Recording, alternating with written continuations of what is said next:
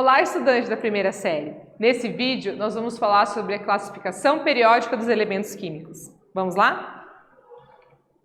Então, falando um pouquinho qual que é a diferença entre classificação periódica dos elementos químicos e tabela periódica. Então, a tabela periódica, ela lista os elementos químicos em linhas, que são os períodos, e colunas, que a gente chama de famílias ou grupos, em ordem crescente de número atômico, sendo que as propriedades dos elementos químicos são repetidas periodicamente, e aí a gente fala tabela periódica por conta disso.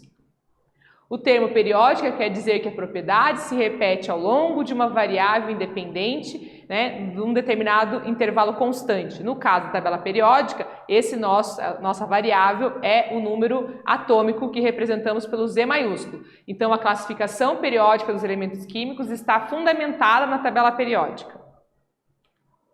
E aqui a gente tem um breve histórico, a linha do tempo da tabela periódica. Então, a gente começa aqui falando das leis das tríades.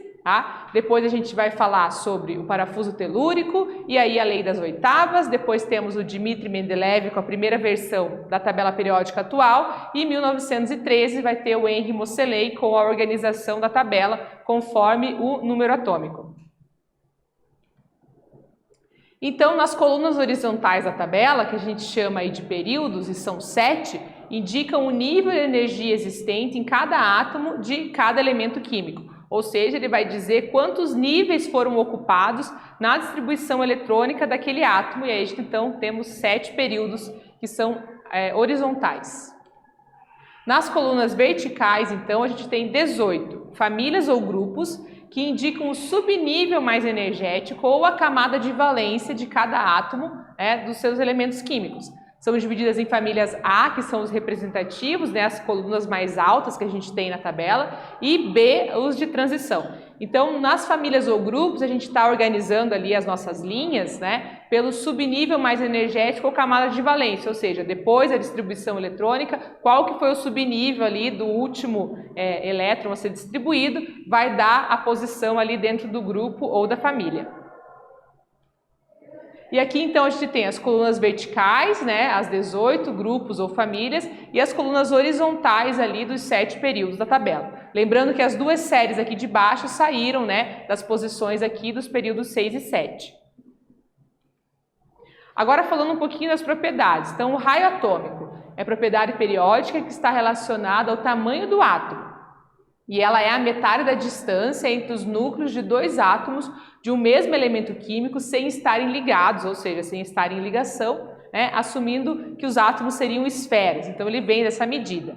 Quanto menor for o raio atômico, maior será a interação entre o núcleo, os prótons, e os elétrons. Então, quanto mais próximo, positivos e negativos ali, maior vai ser a interação entre eles.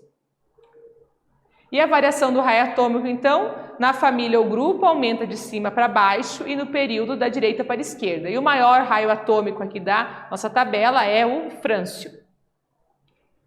E a energia de ionização, ou também potencial de ionização, é a energia mínima necessária para fazer a retirada de um elétron num átomo ou num íon que está no estado gasoso. Então, a energia de ionização ela vai produzir cátions, uma vez que você está tirando os elétrons dali. A unidade dela é electrovolts e o elétron retirado pertence sempre à camada de valência, ou seja, aquela mais longe do núcleo.